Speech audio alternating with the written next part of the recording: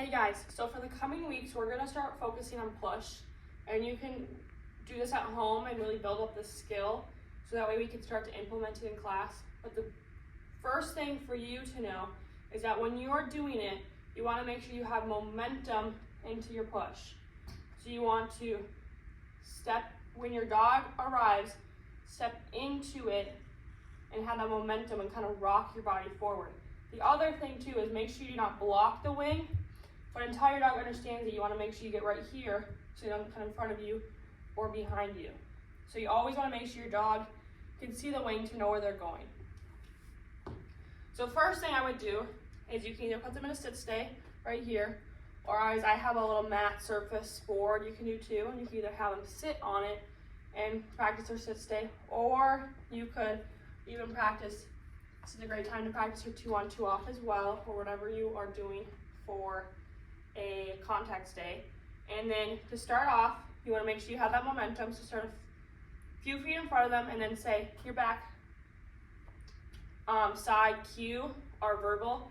So I use push, otherwise you could use back. Those are probably the 2 main ones to use. But then when you're ready, you'll say, okay, back, back, back, back, okay, back, back. And then bring them around and then reward. Good girl. So at first, you want to make sure you also start very low. We just want to get them to get that speed and them getting used to understanding what the back, or what I would say push, means. So push, push, push, push, hey!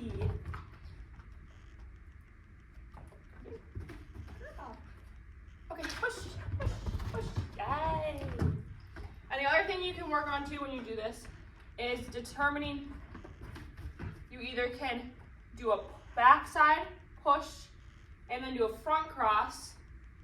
So they come up, they start on your right side for at least this side, and then they'll go to your left. Or what you can do is you can do the back side and then have them continue to stay on the same arm. Or the other thing you could do is you could do a backside and then get a blind cross in here. The biggest thing is the blind cross you'll have to work up to, because you'll have to trust your dog to take it more and then be able to get out of it so you're not in their path as much. So after you get this down, push, push, push, yay! Good. You can then slowly move farther back, taking that steps back just like clockwork. So maybe you'll start here, and then you'll move another step back, and then another step back, another step back.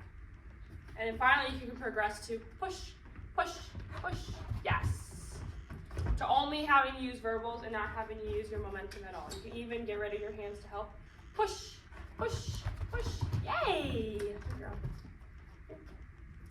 And the other thing to remember is make sure you go on both sides. Push, push, push, push, yes.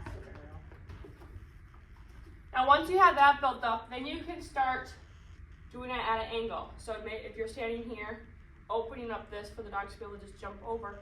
Push, push, push, yes, good.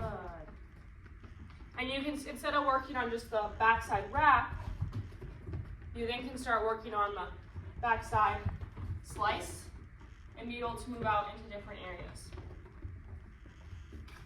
So with this, so now that once you have the backside wrap good, then you can start moving that clockwork and going this direction instead of going this direction. So go push, push, push, yes, good girl. Get over. Push, push, push, yes, good.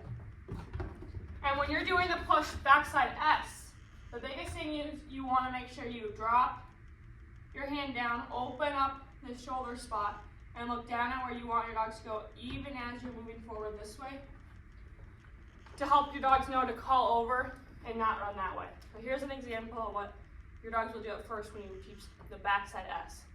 Push, push, push, push, push, yes. Except obviously you would, that wasn't a very good example, but because I kind of called it there. But this is what it kind of looked like. Push, back.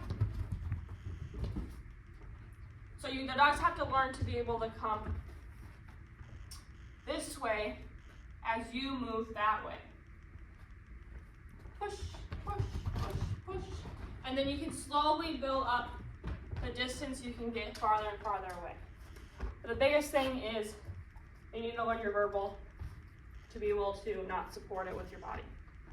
Then once you kind of have that down with no motion from the dog, and they're at a stand, they're sitting, then you can add in a wrap before to get some more speed, which kind of just makes, you're proofing it and you're challenging them some more.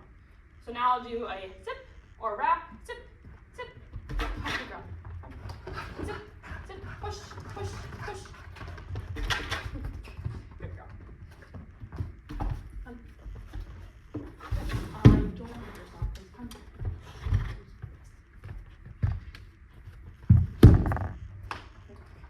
Zip, zip, zip, zip, push, push, push. That's a good girl.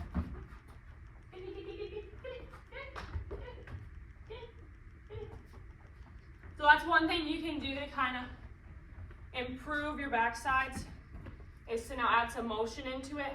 Zip, zip, push, push, push. That's good. And the other thing to do too is once they get that backside is to accelerate out of it and kind of make them chase you, which will build up that drive to go into it and to go out of it.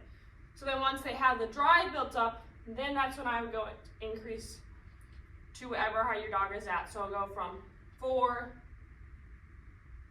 8, 12, and then when you get to 12, maybe do 14, and then go to 16, and then if you need a 20-inch, you go to 18, 20, and kind of just slowly build it up as they build up speed with it, each one.